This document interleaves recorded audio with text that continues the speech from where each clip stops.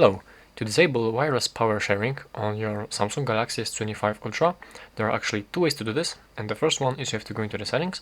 From here, scroll down, go into the battery, and again scroll down, and right here we have the wireless power sharing. You go in here, and there's the switch to disable it, so you can simply press the switch right here to disable this option. And the second way to do this is you have to swipe down to this quick settings panel right here.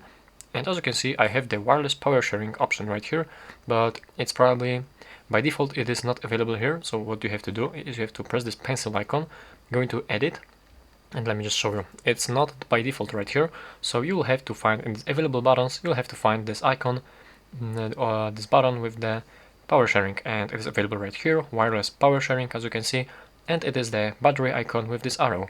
So let's press and drag it somewhere on our quick settings menu, press OK, and right here is this button, and as you can see, now it is disabled, now it is enabled. So that's how to do it. That's how to disable the wireless power sharing on your Samsung Galaxy S25 Ultra. Thank you for watching.